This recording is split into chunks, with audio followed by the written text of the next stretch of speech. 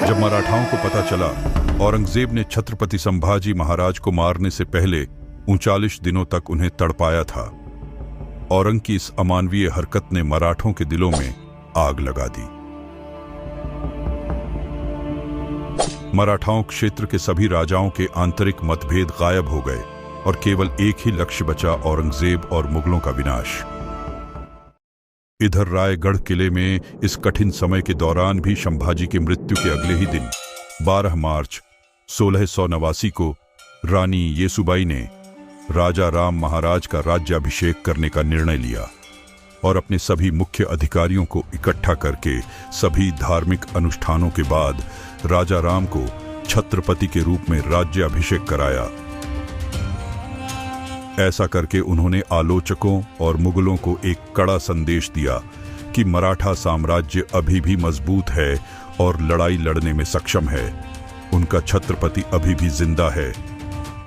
इधर औरंगजेब को जैसे ही ये खबर मिली, उसने ने अपने जनरल जुल्फिकार खान को मराठा राजा राजा राम को पकड़ने का आदेश दिया। राजधानी किला रायगढ़ को जुल्फिकार खान के नेतृत्व में 15,000 से अधिक की मुगल सेना जीतने के लक्ष्य से निकल गई। इधर रायगढ़ में राज्याभिषेक के लिए मराठों का पूरा शक्ति आधार रायगढ़ में एकत्र हुआ था। सबको जैसे ही आक्रमण की खबर मिली तो रानी येसुबाई ने तुरंत सबको सुझाव दिया, यदि मुगलों ने हमला किया और हमारी सारी शक्ति अधिकार एक साथ पकड़ी गई तो यह हमारे भविष्य के लिए घातक साबित हो सकता है। आप सब जल्द ही यहाँ से निकल जाएं। लेकिन महारानी, आप सब और हमारे राजे का क्या? नहीं, हम लोग अपने महाराज को अकेले नहीं छोड़ सकते। मैं किसी तरह राजा राम महाराज को यहाँ से बाहर निकलवा दूंगी। आप लोग बस जल्द निकल जाएं। ये रानी का आदेश है। रानी येसुबाई ने सुझाव दिया कि राजा राम महाराज को अलग अलग गढ़ों से लड़ते हुए बाहर निकलना चाहिए।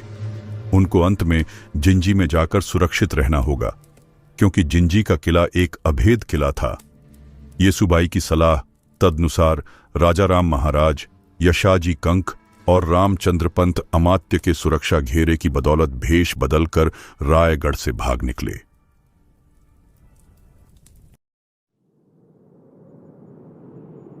उस सुअर के बच्चे ने हमारे महाराज के टुकड़े टुकड़े कर दिए और हम लोग कुछ नहीं कर रहे हैं। इतिहास हम पर थूकेगा धनाजी। आप और आपका कुल महान है संताजी। आपको मैं शीश झुकाता हूँ। आपके पिता मल्होजी भी वीर गति को प्राप्त हो गए उस संगमेश्वर के युद्ध में, लेकिन आप उनको भूलकर सिर्फ अपने महाराज और अपने मराठा के लिए सोच रहे हैं। अब आप जो बोलोगे वही होगा। फिर क्या होना था? अब ऐसी आग लगने वाली थी कि औरंगजेब की नींद उड़ने वाली थी।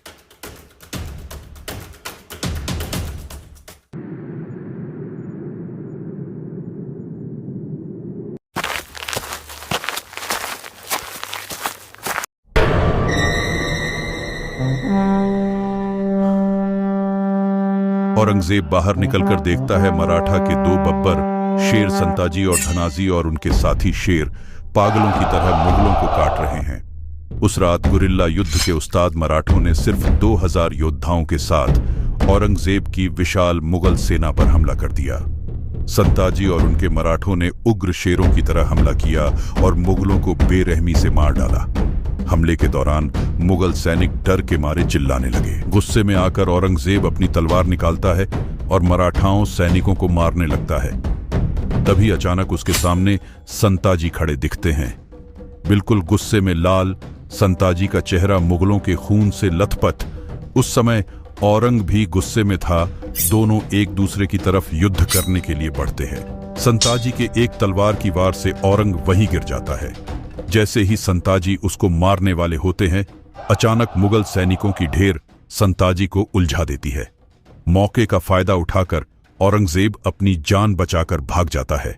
मराठों ने एक के बाद एक मुगल लाशों का ढेर लगा दिया। मराठों ने औरंगजेब के सारे निजी तंबू में भी आग लगा दी। उस दिन उसके साम्राज्य का गौरव चकनाचूर हो गया और उसे हमेशा के लिए कायर करार दे दिया गया।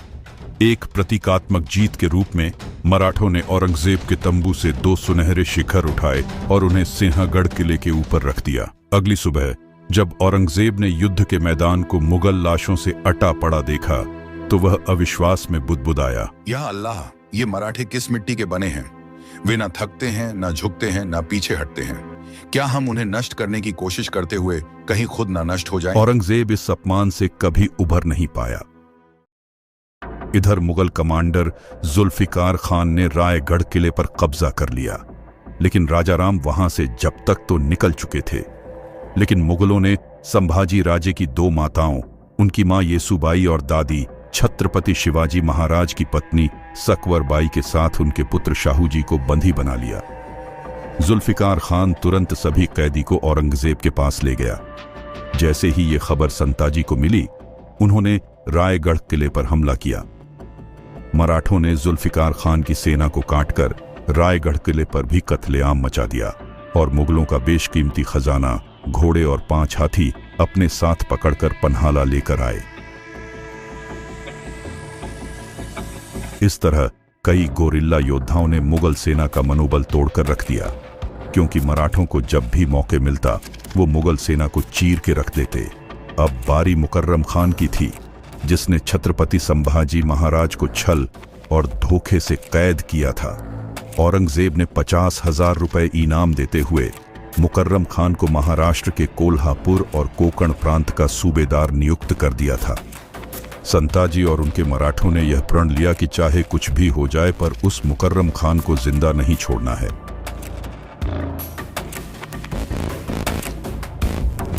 दूसरी ओर हमारे महाराज राजाराम प्रतापगढ़ से अब वे सज्जनगढ़, सतारा, वसंतगढ़ होते हुए पन्हाला किले तक पहुंचे। अब उन्हें यहां से रानी येसुबाई के कहे अनुसार जिंजी निकलना था, लेकिन औरंगजेब भी राजाराम को पकड़ने पर तुला हुआ था। चतुर औरंगजेब जानता था कि नवराज्याभिषेक करने वाला राजाराम जान बचाने के लिए जिंजी ही जाएगा। उसने जिंजी जाने वाले सभी मार्गों पर कड़ी निगरानी रखने का आदेश दिया। उसने यह सुनिश्चित करने के लिए गोवा के पुर्तगाली वायसराय की मदद भी ली थी कि राजाराम समुद्र का मार्ग का उपयोग न कर पाए।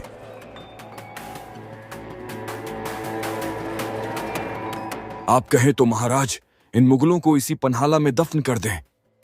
नहीं संताजी, हमारा कर्तव्य यह है कि महाराज को सुरक्षित जिंजी तक पहुंचाना होगा, क्योंकि फिलहाल रानी येसुबाई और शाहूजी मुगल के कब्जों में है।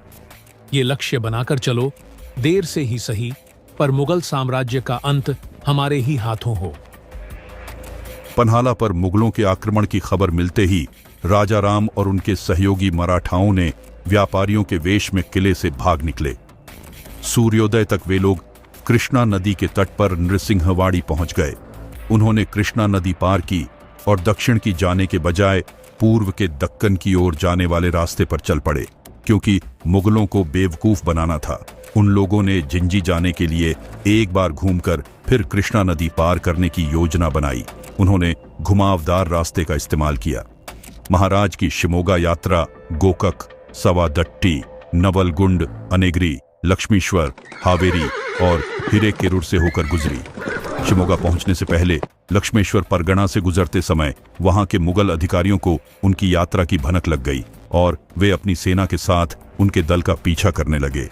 यहां उनका सामना वर्दा नदी से हुआ। महाराज ने बहिर्जी और मालोजी घोरपड़े के भाइयों की मदद से इसे पार करके अपने पीछा करने वालों को चकमा दिया, लेकिन आगे बढ़ने पर उन्हें पता चला कि उनका मार्ग मुगल दुश्मन सेना ने रोक रखा है। ऐसी कठिन परिस्थिति में छत्रपति शिवाजी महाराज से प्रशिक्षित शक्तिशाली योद्धा संताजी जगताप और रूपाजी भोसले अपने राजा की रक्षा के लिए तैयार हो गए। शत्रु सेना को रोकने की जिम्मेदारी संताजी जगताप को सौंपकर राजाराम महाराज रूपाजी भोसले के साथ आगे बढ़ गए।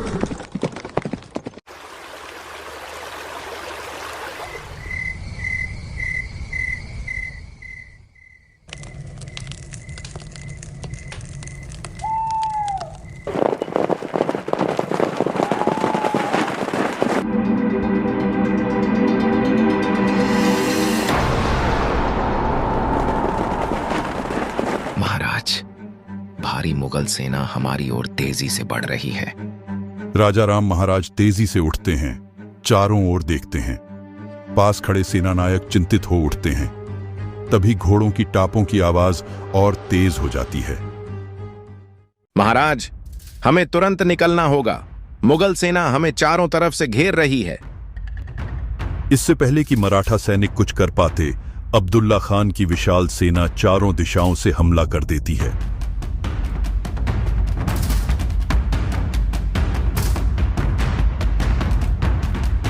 तलवारें टकराने की आवाज, घोड़ों की हिनहिनाहट और युद्ध के नारे गूंज उठते हैं। मराठा सैनिक बहादुरी से मुकाबला करते हैं, लेकिन संख्या में कम होने के कारण कई वीर गति को प्राप्त होते हैं। राजा राम को जिंदा या मुर्दा पकड़ो, किसी भी हालत में भागने न पाए। मराठा योद्धा अंतिम सांस तक लड़ते हैं और आखिरकार अब्दुल्ला खान की सेना सभी मराठा सेना को बंदी बना लेता है और फिर उन्हें बीजापुर किले में ले जाया जाता है।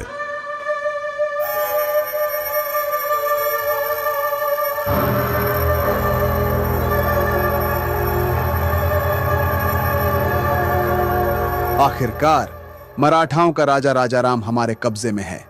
औरंगजेब को संदेश भेजो कि मराठों का खेल खत्म। हुजूर, पहले पहचान की पुष्टि कर लें। क्या मतलब? राजाराम हमारे सामने खड़ा है। सैनिक बंदियों को जबरन घसीटकर सामने लाते हैं, लेकिन उनमें से कोई भी राजाराम नहीं होता। अब्दुल्ला खान का चेहरा अचानक गंभीर हो जाता है। धोखा, ये कैसे हो सकता है? तभी एक घायल मराठा सैनिक हंसता है। उसकी आंखों में चमक और चेहरे पर वीरता झलकती है। राजा राम महाराज तेरे हाथ कभी नहीं आएंगे। मराठा साम्राज्य को खत्म करने का सपना मत देख अब्दुल्ला। राजा राम, इस बार तो तू मेरे हाथों से बच गया, लेकिन बहुत जल्द मैं तुझे तेरे बाबा साहेब और भाई के पास भेजूंगा। मराठाओं ने एक बार फिर मुगलों को चकमा दे दिया था। अब्दुल्ला खान के घमंड को करारी शिकस्त मिली, लेकिन मुगलों का कहर अभी खत्म नहीं हुआ था। अब्दुल्ला खान ने उन सभी सड़कों पर अपने जासूस तैनात कर दिए थे जिनसे राजा और उनके लोग यात्रा करने वाले थे। राजा राम महाराज और उनके लोग मुगल जासूसों से बचने के लिए आगे की यात्रा में घोड़ों का उपयोग करना छोड़ दिया। इसलिए वे सामान्य यात्री, तपस्वी, संत, व्यापारी, भिखारी आदि बनकर आगे बढ़ते रहे। वे मुगल चौकियों से बचने में कामयाब रहे और मुगलों को चकमा देकर 300 किलोमीटर दूर बेंगलुरु पहुंच गए। वहां पहुंचते ही बेंगलोर में एक और घटना घटी जो मराठों के लिए खतरा खड़ा कर दिया। वहां का एक सहयोगी राजा राम महाराज के पैर धो रहा था और कुछ स्थानीय लोगों ने यह देखा। अब उस क्षेत्र में यह खबर फैल गई कि एक महत्वपूर्ण और उच्च पदस्थ मराठा आया है। देखते देखते यह खबर जंगल में भीषण आग की तरह फैल गई और स्थानीय मुगल थानेदार तक पहुंच गई। यह बात वहां पर स्थित खंडो बल्लाल को पता चल गया। उसने मराठों को सतर्क कर दिया। खंडो बल्लाल ने राजाराम महाराज से अनुरोध किया कि वे अपने अधिकारियों को इकट्ठा करें और दूसरे रास्तों से चले जाएं। मुगलों को भटकाने के लिए खंडो बल्लाल और कुछ अन्य लोग यहीं रुक गए। जब थानेदार पूछताछ करने आया तो उसने पाया कि महाराज वहां हैं ही नहीं। इसलिए उसने खंडो बल्लाल और अन्य लोगों को जंजीरों में जकड़ दिया और पूछताछ करने लगा। हुजूर, अगर राजा राम यहां होता तो मैं खुद आप सबको सूचित कर देता। तुम्हें क्या पागल कुत्ते ने काटा है जो तू अपने राजा को फंसाएगा? राजाराम का परिवार मेरा भी दुश्मन है। उसके भाई शंभू राजे ने मेरे पिता बालाजी अवाजी को हाथी के पैरों को चलवा दिया था। मुझे भी उससे बदला लेना है। किसी तरह मुगलों की नजरों से बच बचाकर राजाराम महाराज और अन्य लोग घोड़े पर सवार होकर तकरीबन 35 दिन का सफर करते हुए आखिरकार जिंजी में प्रवेश कर गए। अब महाराज और उनके आदमियों के सामने एक और बाधा खड़ी थी, उनकी अपनी सौतेली बहन अंबिका। अंबिकाबाई संभाजी की सगी बहन थी और राजाराम महाराज की सौतेली बहन। जब उन्हें राजाराम महाराज की किले का उपयोग करने की योजना के बारे में पता चला तो उन्होंने उनका विरोध करने का फैसला किया और युद्ध की तैयारी शुरू कर दी। हालांकि न तो किले लोग और न ही उनके सलाहकार उनके पक्ष में थे। उनके मंत्रियों ने आपसी मतभेद भुलाने को कहा ताकि उनके पिता शिवाजी का सपना न टूटे। इसीलिए अंबिकाबाई को राजाराम महाराज के लिए जिंजी किले के द्वार खोलने पड़े। आखिरकार 15 नवंबर 1689 को राजाराम महाराज अपने दल के साथ जिंजी किले में पहुंच ही गए थे। इस तरह महाराज की इस यात्रा की गाथा समाप्त हुई। तुलापुर से भागा हुआ बादशाह बीजापुर में बैठा था। औरंगजेब अपने नक्शे पर झुका हुआ था। उसके सामने तमिलनाडु का झिंजी किला लाल घेरे में था, वह किला जहां अब मराठा प्रतिरोध की आखिरी उम्मीद राजा राम महाराज मौजूद थे। उसकी आंखों में वही जुनून था जो कभी शिवाजी और संभाजी को ध्वस्त करते समय था, लेकिन इस बार उसका लक्ष्य सिर्फ राजा नहीं बल्कि पूरे मराठा वंश को समाप्त करना था। मुकर्रब खान को संदेश भेजो, औरंगजेब ने भारी आवाज में बोला। सुल्तान के इस पुराने और भरोसेमंद सेनापति ने औरंग के आदेश को सलाम किया। मुकर्रब खान को आदेश मिलते ही उसने एक विशाल सेना तैयार की। हजारों मुगल सैनिक के साथ वो झिंजी की ओर कूच कर गया। कोंकण से निकलते ही यह सेना बेजोड़ रफ्तार से बढ़ती गई। जंगलों, नदियों और पहाड़ियों को पार करते हुए मुकर्रब खान लगभग 800 किलोमीटर का कठिन सफर तय कर चुका था, लेकिन उसे क्या पता था कि उसका यह इंतजार हमेशा के लिए शांत होने वाला था। मुकर्रब खान की सेना जैसे ही झिंजी से कुछ दिन की दूरी पर पहुंची, अचानक हवा में शंख और रणसिंघा की गूंज उठी। दूर पहाड़ियों से उठता धूल का गुब्बार देखकर मुगल सैनिक सतर्क हो गए। यह कोई और नहीं था बल्कि यह मराठों की छापामार युद्ध नीति का प्रचंड प्रहरी थे। संताजी, मां भवानी ने हमारी सुन ली। शिकार खुद शिकारी बनकर यहाँ पहुंचे हुए हैं। तो वो तू ही है संताजी जिसका आतंक फैला हुआ है। याद है एक आतंक और था, शंभा। वह भी बहुत उछलता था, जिसको मैंने हमेशा के लिए शांत कर दिया। वो धोखा था, वरना तुम्हारी नस्ल शंभू राजे को पकड़ना तो दूर, पैर की धूल चाटने के लायक भी नहीं है। तो आज देख लेते हैं कौन किसका तलवा चाटने लायक है।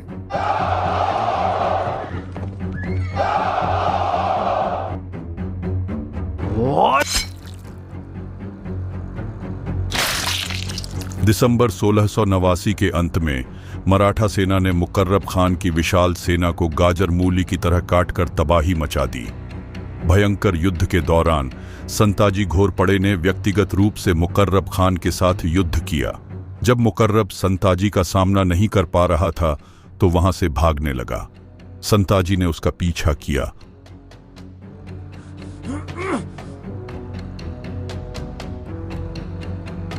मुकर्रब खान, तुझे मैं मृत्यु के घाट नहीं उतारूंगा। जिस तरीके से तुमने हमारे महाराज को 40 दिन तड़पाया था, उसी दर्द को आज तू महसूस करेगा। जा बच सकता है तो बच ले।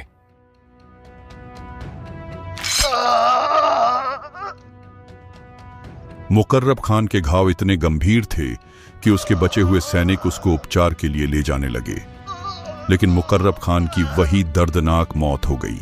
मुकर्रब खान की मौत के साथ मराठों ने छत्रपति संभाजी महाराज की शहादत का बदला लिया।